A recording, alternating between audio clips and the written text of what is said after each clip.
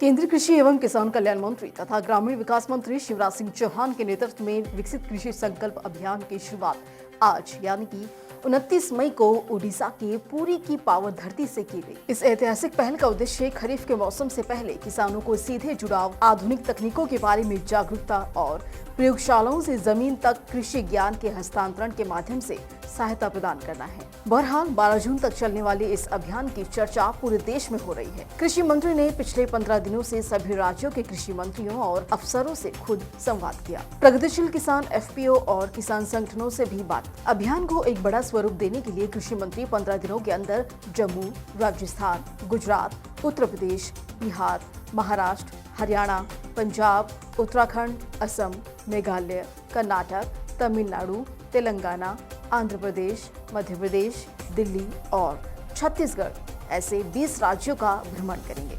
लेकिन इस अभियान को लेकर अब तरह तरह के सवाल भी उठ रहे हैं कि आखिर देश के लिए यह अभियान क्यों है जरूरी और इससे किसानों को क्या फायदा मिलेगा। तो हम आपको बता दें कि कृषि मंत्री शिवराज सिंह चौहान ने खरीफ कॉन्क्लेव में विकसित कृषि संकल्प अभियान का ऐलान किया था।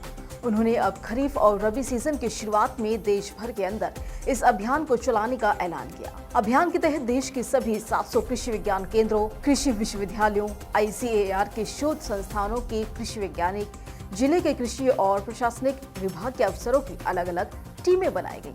ये टीमें हर जिले में 2 से 3 गांवों में जाएंगी और वहां किसानों से सीधा संवाद करेंगी। जिन गांवों में कार्यक्रम होगा वहां आसपास के सभी गांवों के किसानों को बुलाया जाएगा। किसानों से न सिर्फ खरीफ सीजन में बोई जाने वाली फसलों पर बात की जाएगी बल्कि उनसे उनकी दिक्कतों को भी पूछा जाएगा। किसानों को सरकार की सभी योजनाओं के बारे में बताया जाएगा। पात्र किसानों का ऑन द स्पॉट रजिस्ट्रेशन भी कराया जाएगा ताकि उन्हें योजनाओं का लाभ मिल सके। किसानों को यह भी बताया जाएगा कि उन्हें सीजन में किस फसल की खेती करनी चाहिए, किस बीज का प्रयोग करना चाहिए। इतना ही नहीं, खाद और कीटनाशक के छिड़काव के बारे में भी जानकारियां दी जाएंगी। भारतीय कृषि अनुसंधान परिषद के महानिदेशक डॉक्टर एमएल जाट कहते हैं कि इस अभियान के जरिए सीधे 700 से अधिक जिलों के 1.50 करोड़ किसानों तक पहुंचने की कोशिश की जाएगी। ये अभियान पहली बार शुरू किया जा रहा है। इससे हमें आगे के लिए भी अनुभव मिलेगा। किसानों से सीधे संवाद करने से कई मामलों में जमीनी हकीकत का पता लगेगा। किसानों तक हम नई तकनीक, उन्नत बीज पहुंचा पाएंगे, उन्हें बाजार के हिसाब से खेती के लिए टिप्स दे पाएंगे, जिससे किसानों को सबसे ज्यादा लाभ मिलेगा। किसानों को ये पता चलेगा कि बाजार में किस चीज की डिमांड है और वह